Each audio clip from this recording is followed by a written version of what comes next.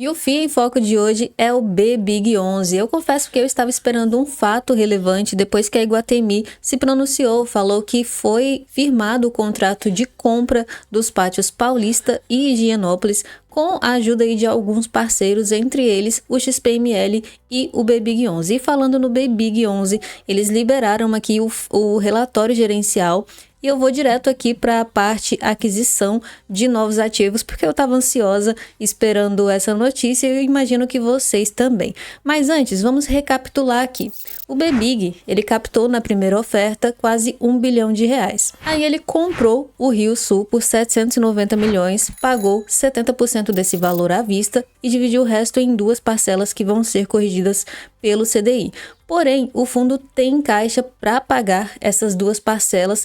Tá tranquilo, tem 400 milhões e essas duas parcelas chegariam a 230, 240 no máximo. Então, a situação financeira do fundo estava super tranquila, sem alavancagem nenhuma. Porém, a gente tem que lembrar que o fundo ele não nasceu para ser um monoativo. O BBig nasceu para investir em shoppings de alto padrão. Então, eles começaram aí as tratativas para a aquisição de novos shoppings. Dito isto, vamos ver aqui o que está acontecendo. Temos definida a estrutura para aquisição de até 800 milhões, ou seja, a participação do BBig nessa brincadeira vai ser de 800 milhões de reais. E a participação vai ser em torno de 16 a 19% em cada um desses shoppings. A forma de pagamento segue a mesma estrutura da que foi feita lá no Shopping Rio Sul, 70% à vista e mais duas corrigidas pelo CDI, sendo que uma em 12 meses e a outra em 24. Eu já fiz as contas aqui, 70% de 800 milhões é 560 milhões de reais. E as duas parcelas que vão ficar serão 120 milhões cada uma, lembrando que é corrigida pelo CDI, então tem que aumentar um pouquinho aí esse valor. O fundo tem um caixa atualmente de 400 milhões de reais, que estava lá para pagar as parcelas do Rio Sul. Mas eles preferiram, ao invés de pagar essa parcela, dar esse valor de entrada. Mas ainda assim não é suficiente, porque eles precisam dar uma entrada de 560 milhões. Então eles vão securitizar, vão emitir um CRI de 220 milhões. Eles têm 400 milhões, vão emitir um CRI de 220, vai dar 620 milhões. Ah, mas eles só precisam de 560. Porém, o fundo precisa ter um caixa para algum transtorno, alguma coisa que acontecer, alguma taxa que vai ter que pagar, alguma coisa, sabe? O fundo tem que ter caixa, tem que ter uma reserva. Para emitir esse CRI, o que ele vai fazer? O fundo, ele tem os recebíveis do Rio Sul. Como assim os recebíveis do Rio Sul? Quem é o dono do Rio Sul tem o direito a receber os aluguéis dos inquilinos do Rio Sul. Então, por exemplo, ele vai lá numa securitizadora e fala, olha, eu tenho a receber 1 milhão daqui a em 12 meses. Você quer receber isso no meu lugar? Aí a securitizadora fala, tá, eu te dou 800 mil e você pega esses 800 mil agora e eu continuo recebendo no seu lugar e eu ganho nessa diferença os 200 mil. Isso é uma securitização dos recebíveis do Rio Sul, que é exatamente o que ele fala aqui, ó. Recebíveis imobiliários do Rio Sul no valor de 220 milhões de reais. E com isso, eles vão pagar a entrada desses dois shoppings que eles estão comprando. Beleza, até aí tudo bem. Só que em setembro agora, desse ano, vai vencer a primeira parcela do Rio Sul.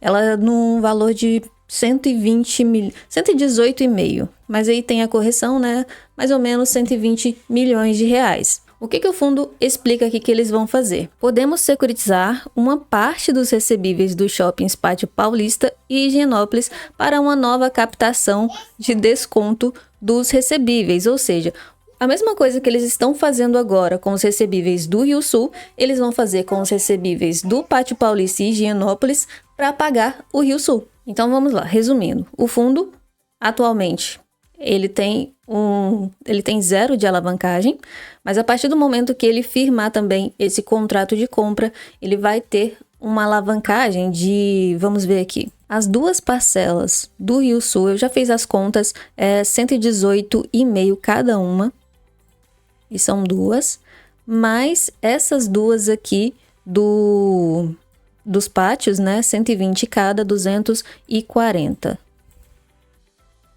vai ter uma alavancagem aí de 477 milhões de reais. Eu não vou fazer a porcentagem porque eu não sei quanto vai ficar o ativo do fundo, não sei se esses shoppings já vão vir reavaliados, se vão reavaliar para compra, não sei. Então, quando esses shoppings entrarem aí no portfólio do fundo e sair um informe mensal, eu vou fazer a alavancagem aqui pra gente ver. Mas é basicamente isso, o fundo vai ficar devendo a partir desse mês ou do próximo 477 milhões, sendo que esse valor vai ser corrigido pelo CDI. E isso eu tô falando somente das parcelas de Sales Finance, né? Só essas duas que eles estão jogando para frente, porque ainda vai ter a amortização aqui desse CRI que ele vai emitir. Isso aí vai dar um fôlego para o fundo esse ano, mas eles mesmos falam aqui, ó, com esse desenho, teremos flexibilidade para seguir o planejamento de estrutura de capital do fundo sem necessariamente realizar uma nova emissão de cotas até o primeiro trimestre de 2026. Então, em 2026,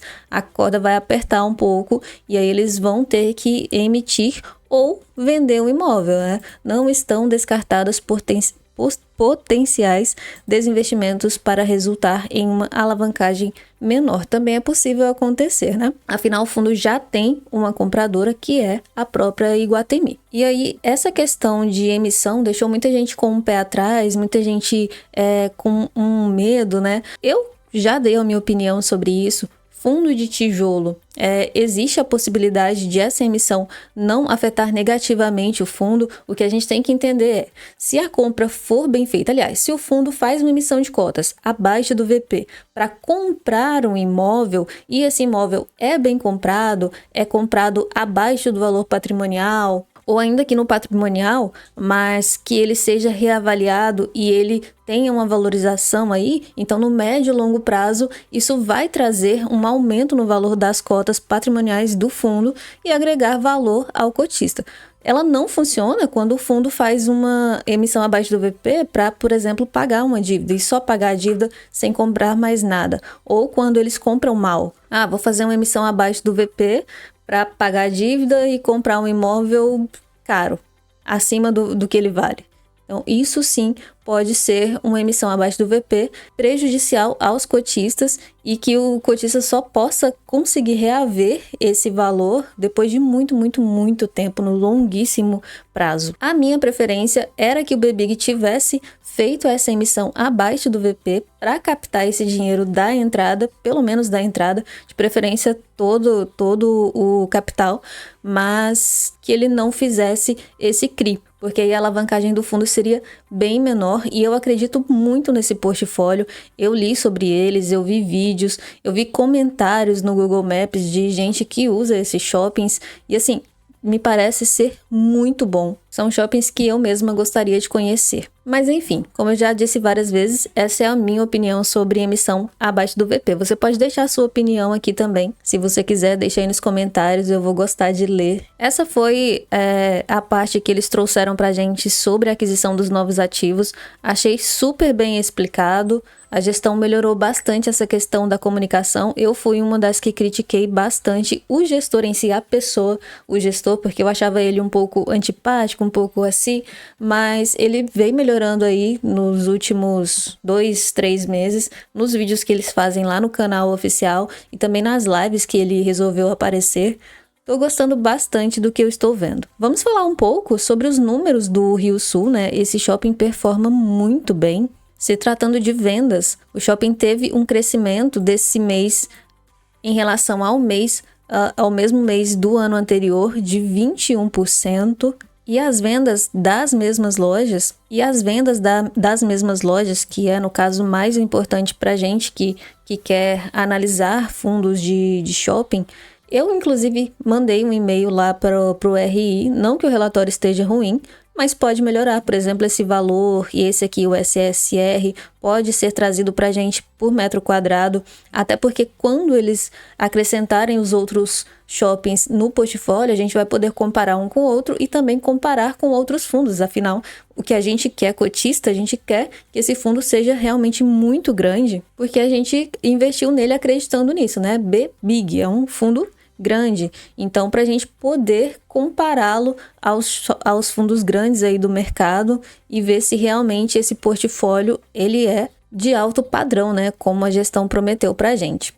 Mas enfim, a venda das mesmas lojas teve um aumento de 18,9% em relação ao mesmo mês do ano anterior. O aluguel das mesmas lojas também teve um aumento de 5,9%. Foi maior que a inflação, então o fundo está conseguindo, a administração do shopping está conseguindo proteger aí o valor do aluguel. O NOI por metro quadrado, 271. Vamos olhar também o resultado do fundo, vou procurar aqui a DRE. Muita gente não gosta também, né, da questão do fundo investir em CRIs. Eles falam aqui que eles estão diminuindo bastante, era mais de 20, né, estão com 11 ativos e a carteira do fundo já é 66% imóvel. E aqui a DRE. As receitas imobiliárias tiveram uma queda, mas lembre-se que é um fundo imobiliário de shopping, então o que era referente ao mês de dezembro estava aqui na DRE de janeiro. E agora o que é referente a janeiro está aqui na DRE de fevereiro, tá? Costuma ser realmente meses de receita mais baixa mesmo. Receita com renda fixa.